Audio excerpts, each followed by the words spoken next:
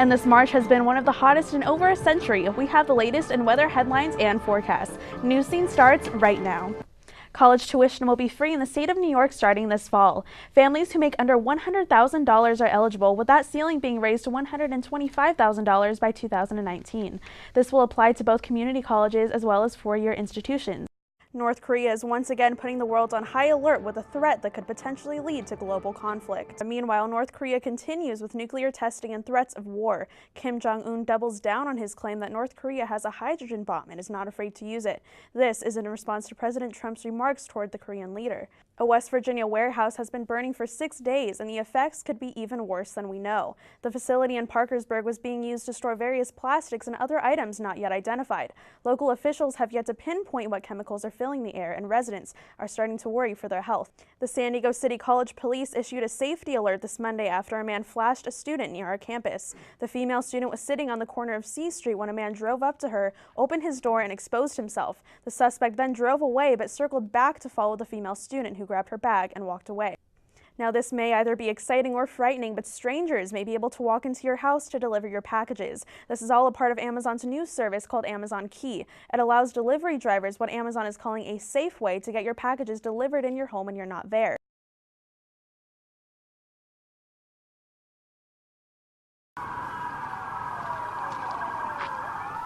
The shooter, identified as Stephen Paddock, targeted thousands of innocent people attending a country music concert near the Las Vegas Strip Sunday night. You guys, get down! Go that way!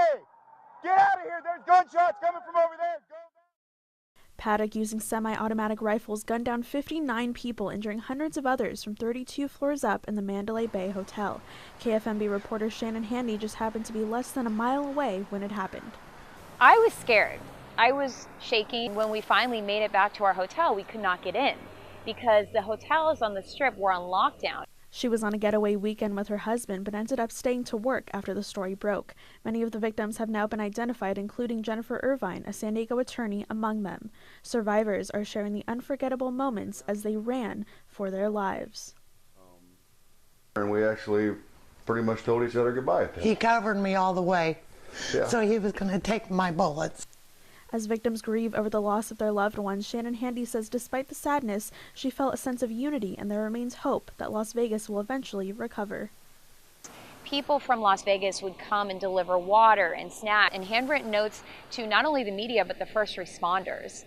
And they basically wanted to say thank you, and they wanted to get their message out, which was Vegas strong. Marissa Gonzales, News Scene. More questions are on everyone's minds as new details regarding the night of the largest mass shooting in U.S. history come to light. Previous reports had said that Stephen Paddock shot the security guard during the rampage, but now we're seeing that he shot him at 9:59 p.m., a full 6 minutes prior to Paddock shooting at the crowd. He began opening fire at 10:05 p.m., where he continued shooting for 10 minutes. 2 minutes following this, police arrived on the 32nd floor, and SWAT took down his door an hour later. A new dispatch call from Stephen Shuck, the hotel's engineer, tips the shooting of the guard. Call the police. Someone's firing a gun up here. Someone's firing a rifle on the 32nd floor down the hallway. The 6-minute gap between the guard being shot and the massacre taking place is raising questions about Paddock's original timeline. It's very difficult for me to believe nobody else would be aware the possibility of this or assisted in the development of this. What we know about Stephen Paddock is still very little, but a deposition from a lawsuit dating back to 2013 can help us into the mind of the shooter. The lawsuit came after Paddock fell inside of the Cosmopolitan Hotel on one of his gambling trips. In his testimony, Paddock refers to himself as the biggest video poker player in the world and took Valium to battle anxiety. He also says he gambled $1 million in a single night, to which an attorney responded, "That's a lot of money." He replied, "No, it's not." As a motive for the shooting still remains unknown, investigators are hoping to gain more insight on the man who caused so much pain. Marissa Gonzales, News Scene. This is Today with Matt Lauer. Yet another high-profile TV personality fired after being struck with allegations of sexual misconduct. This time, it was Matt Lauer, who had been with NBC for over 20 years and was a Today Show co-host, NBC's most profitable franchise. Variety published a report after a woman told NBC executives about an incident she had with Lauer. Two more complaints came Wednesday, one woman describing an encounter with Lauer in 2001. She says he locked the door of his office with a button on his desk, which was a regular security measure for high-profile employees. She woke up hours later on the floor of his office and was escorted to a nurse by Lauer's assistant. Lauer also gifted an employee a sex toy with an explicit note detailing how he wanted to use it on her. His Today Show co-host Savannah Guthrie learned of his termination just minutes before going on air.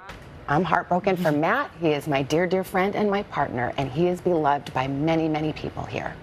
And I'm heartbroken for the brave colleague who came forward to tell her story, and any other women who have their own stories to tell. Here at City College, students are wondering just how far this behavior has gone. So I think that you have to take a look at if that's how big it's happening in like these people who have these powerful positions. You can only imagine how much is happening around you. I think it's very important to be aware of that. President Donald Trump, who has denied multiple sexual misconduct allegations himself, spoke out on Twitter, taking the opportunity to discredit NBC News and its coverage. Earlier this year, Bill O'Reilly was fired from Fox News following similar allegations. Matt Lauer sat down with him back in September and posed a powerful question.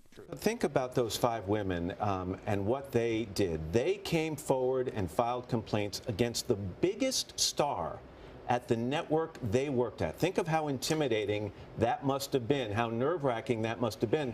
Doesn't that tell you how strongly they felt about the way they were treated by you?